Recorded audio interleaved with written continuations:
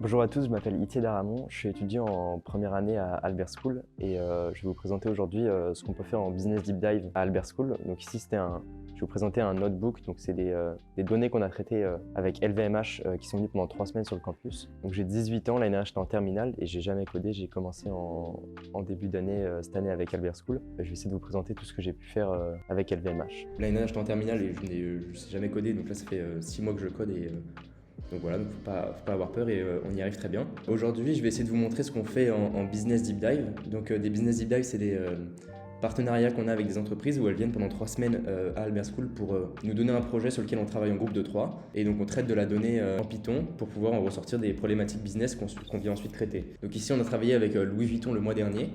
Et je vais essayer de vous présenter ce qu'on a pu faire avec mon groupe. Donc notre objectif, c'est d'analyser l'ensemble des incidents qu'il y a pu y avoir sur l'entreprise Louis Vuitton. Et on a donc Louis Vuitton nous a fourni des jeux de données. Donc des jeux de données, c'est comme des fichiers Excel comme ça. C'est juste qu'au lieu de les ouvrir en Excel, parce que Excel accepte au maximum 1 million de lignes, on va les ouvrir avec Pandas. Pandas, c'est une librairie Python. Donc on a les données des années 2020 à 2022 des collections été de Louis Vuitton. Et ici, on va essayer de répondre à la question de minimiser les invendus. Donc au début, on commence par importer les librairies nécessaires pour pouvoir traiter Python. Une fois qu'on a fait ça, on va importer les datasets. Les datasets, c'est les tableaux Excel avec toutes les données que nous ont fournis Louis Vuitton. Donc on a 4 datasets. Ici, on va s'intéresser aux 3 premiers. Donc Products.df, donc c'est le nom des produits. Ici, on a le sac modèle On The Go avec la ligne esthétique monogramme, sac à main. Il a la couleur Forte des Marinavi et il est en toile. Donc on a les sacs en cuir et tout ça. Et donc on a en tout 175 sacs différents parce qu'on a la ligne 0. 175 sacs différents. Ensuite, on a le data frame, donc c'est un tableau Excel des boutiques, donc l'ensemble des boutiques Louis Vuitton dans le monde. Donc on a 1038 boutiques avec leur nom, le type de boutique que c'est. Est-ce que c'est des boutiques physiques, c'est des boutiques où il y a eu un événement. Ensuite, la ville, le pays, la zone et la version du site sur laquelle ils sont. Et ils ont aussi chaque boutique a un identifiant. Et enfin, le troisième data frame qu'on va analyser, c'est les transactions.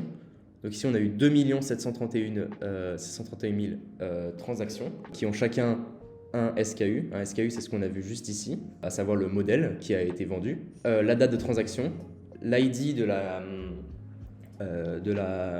boutique dans laquelle la transaction a été réalisée, qu'on peut retrouver juste ici, et le nombre de ventes qu'il y a eu pour ce SKU. Donc notre objectif, c'est de minimiser les invendus. Donc on va d'abord regarder dans quel type de boutique on se vend. Du coup là, on a une fonction qui s'appelle merge, qui permet de prendre le data frame storedf qu'on a vu au-dessus et de le joindre avec le data frame transactiondf sur l'identifiant de la boutique. Parce que là, on voit qu'on a l'identifiant de la boutique et là, on l'a aussi. Du coup, on va joindre les deux data frames ensemble pour en former qu'un seul. Et une fois qu'on a joint ces deux data frames, on va joindre ce nouveau data frame qu'on vient de créer avec le data frame products.df qu'on vient au-dessus sur les SKU. Parce qu'on a la colonne SKU sur notre data frame store transaction et sur products.df. Une fois qu'on a fait ça, on va faire quelques fonctions sur le temps pour pouvoir essayer de voir, qu'on verra, je vais vous montrer juste après, afficher en fonction du temps le nombre de ventes. Donc ça, c'est juste des petites fonctions pour permettre d'afficher le mois, l'année et le jour de la vente à partir de ce grand data frame qu'on vient de créer qui s'appelle Product Transaction by Stores. Maintenant, on va créer une nouvelle colonne qui s'appelle Sales Amount et qui multiplie le nombre de sales qu'on peut trouver ici, par exemple 3, fois le prix qui est ici. Donc le sac On The Go coûte 2 780 €. Donc là, si je rappelle, on a joint nos 3 data frames, celui-ci et celui-ci.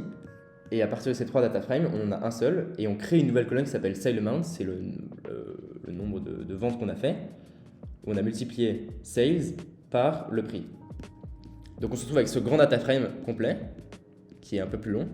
Donc il y a des colonnes qui sont cachées ici. On a le sales amount qui apparaît, l'année, le mois et le jour que j'ai fait apparaître au-dessus, mais c'est un peu plus long à expliquer.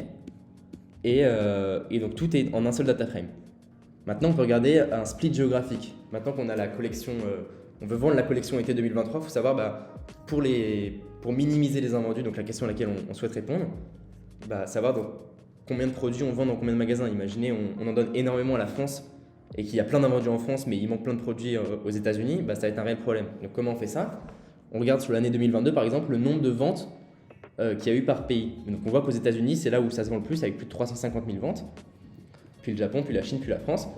Et donc ça nous permet de minimiser les invendus, puisque on regarde, on pourra donc après dire aux fournisseurs de dire il faut tel nombre de sacs dans tel pays, afin de minimiser les invendus et surtout gérer le stock pour les fournisseurs. Imaginez, on en donne beaucoup trop à l'Italie, ils doivent gérer un stock qu'ils n'ont pas vendu. Et à côté, peut-être que le Japon manquera de sacs à vendre dans ses magasins. Maintenant, on peut voir que pour minimiser les invendus, on voit qu'il n'y a pas la même quantité de produits qui dépend en fonction de la zone géographique comme on peut le voir juste avant. Donc on a imaginé, on a fait une fonction que nous ont donné les gens de Louis Vuitton. Donc ça, même moi je ne comprends pas, pour être honnête avec vous, ou qui permet d'afficher ces graphiques en fonction du temps, en fonction du pays. Donc là, on peut voir que on choisit notre pays, l'Allemagne.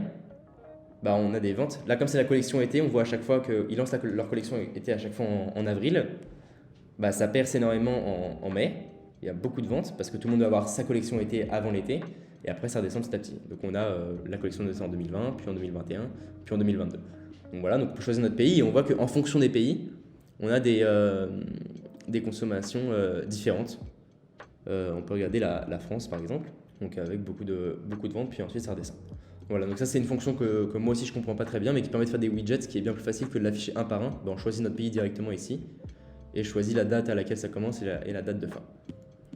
Maintenant qu'on a regardé sur les pays, on fait la même chose pour savoir sur les modèles. Donc là j'ai repris la même fonction que nous a donné Louis Vuitton. Et maintenant je peux voir sur les modèles. Donc on a par exemple, c'est les modèles de sacs, on a le sac on the go et on peut voir le nombre de ventes en fonction du temps comme on a vu avec les pays juste avant. Donc on voit que ça augmente énormément puis ça diminue. Et à partir de ça, on peut imaginer des comportements d'achat différents en fonction du sac. Par exemple, si on regarde le sac Speedy bandoulière, on peut voir que sur l'année 2022, il est lancé en avril, il perce beaucoup, il diminue comme chaque année. Et après, il y a une renouvelle vague à partir du mois d'août. Donc c'est intéressant, on peut se dire que le sac Speedy bandoulière dure plus longtemps dans le temps. Là où par exemple si on regarde le portefeuille Victorine, c'est un sac qui dure pas énormément dans le temps. C'est-à-dire que là on est en juin, il y a presque plus de ventes, ça diminue directement et en août plus personne n'achète.